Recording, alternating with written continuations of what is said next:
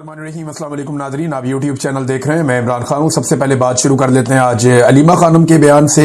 और अलीमा खानम ने ये लास्ट टाइम बयान दिया इमरान खान साहब के हवाले से और बड़ा जज्बाती बयान है उनका।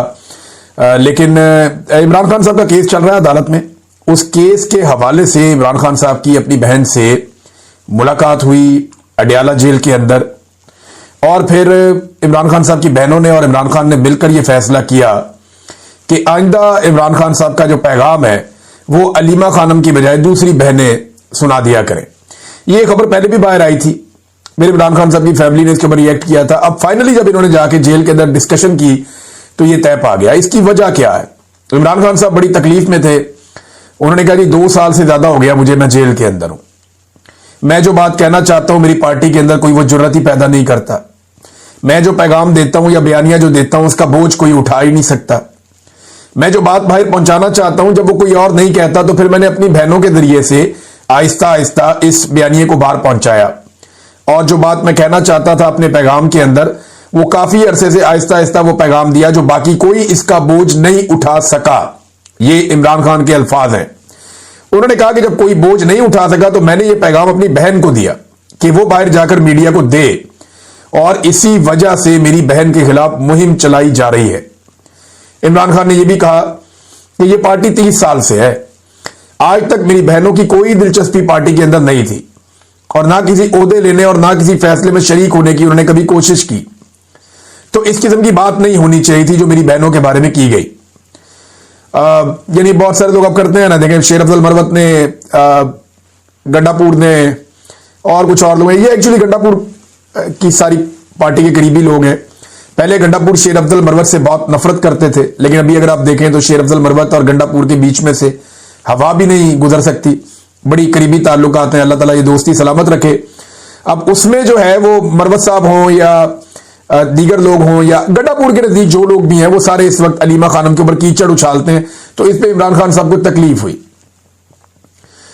उनकी बहनों ने कहा कि इमरान खान ही चेयरमैन है और पीटीआई इमरान खान की जमात है। यानी बहनें तो यही कहेंगे ना कि उसने इतनी मेहनत की, सारी जिंदगी हमारे भाई ने लगाई है, वो यहां तक लेकर आए एक पॉलिटिकल पार्टी को, अब उसको अलग तो नहीं कर सकते।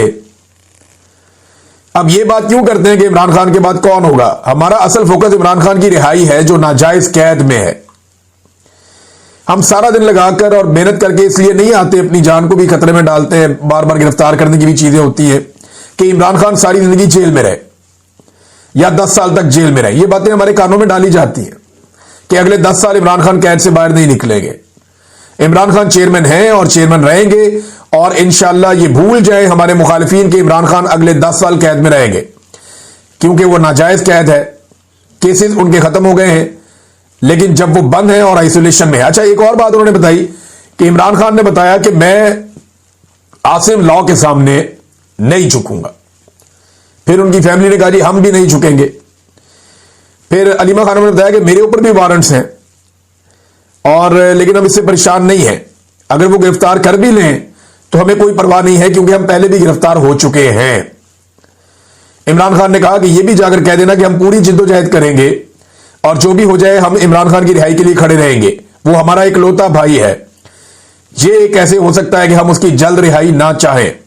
हमें भी दुख होता है, लेकिन हमने कहा कि ये सब कुछ डिस्ट्रैक्शन है, यानी ये तवज्जो हटाने की कोशिश की जा रही है। लिहाजा तवज्जो हटाने की कोशिश से बचने के लिए अलीमा खानम ने कहा कि जी हमने अब फैसला किया है कि मेरी बाकी बहनें वो बाहर आके मीडिया से बातचीत किया करेंगी। फिर इमरान खान ने यह भी बताया कि अब उन्हें मुकम्मल कैद तन्हाई में डाल दिया जाएगा। ये इमरान खान साहब को पैगाम दे दिया गया है। देखिए, जो कुल मिला के बात सामने आ रही है वो ये है कि इमरान खान साहब के खिलाफ ये तोशाखाना 2 के अंदर अब फैसला सुनाया जाएगा। हालांकि कल के दिन में तोशाखाना 2 की बरीयत के हवाले से इमरान खान साहब का इस्लामाबाद हाई कोर्ट में केस लगा हुआ, लेकिन वो नहीं होना, उन्हें इंसाफ नहीं मिलना मुश्किल है। अब उसमें फर्दर ये होगा, कोई ना कोई तरीका करके डिले कर दिया जाएगा और फिर एक लंबी डेट दे दी जाएगी और अगली डेट से पहले इमरान खान साहब को सजा सुना दी जाएगी। ये जब इमरान खान साहब को, और कई महीनों से केस पेंडिंग पड़ा हुआ है, जब इमरान खान साहब को सजा सुना दी जाएगी तो बाद में अलकादर यूनिवर्सिटी वाले केस में उनकी जमानत हो जाएगी। फिर इमरान खान साहब एक और मुकदमे में अंदर हो जाएंगे।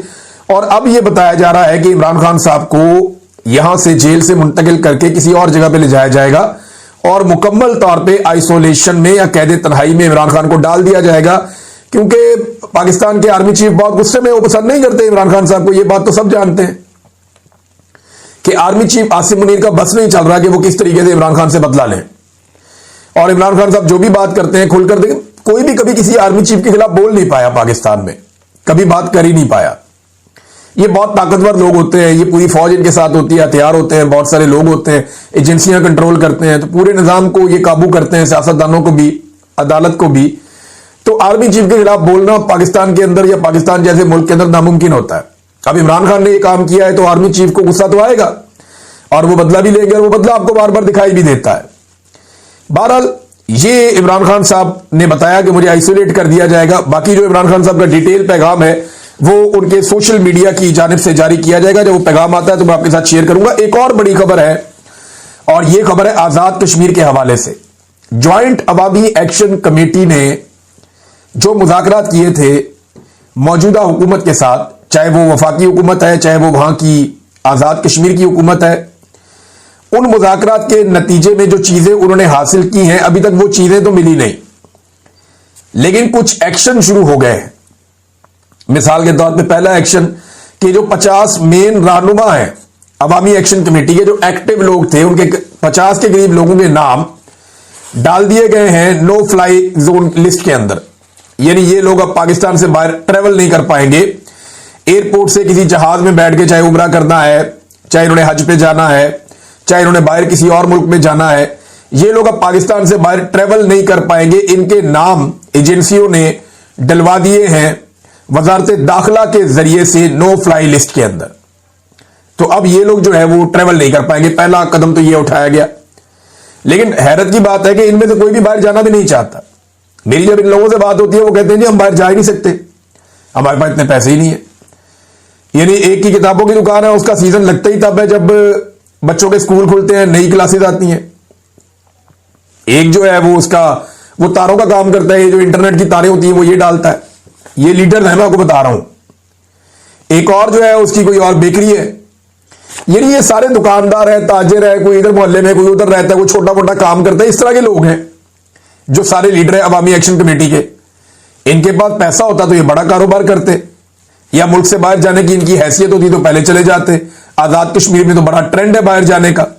तो ये गरीब लोग हैं, अपने लोगों के साथ जुड़े, वो कहते हैं ना हमने बाहर जाना है और ना हमें बाहर जाने का कोई शौक है, हमारा फोकस सिर्फ अपने काम के ऊपर है। इन्होंने हमसे वादा किया हुआ है, और याद रखिएगा वादे में गारंटी मिलिट्री एस्टेब्लिशमेंट के उन अफसरान ने दी हुई है जो बीच में पड़े हुए थे, बाकायदा गारंटी है। तो 15 दिन के अंदर अगर ये चीजें हो जाती हैं तो ठीक है, अगर ये चीजें नहीं होती तो अवामी एक्शन कमेटी फिर उसके ऊपर एक एक्शन लेगी।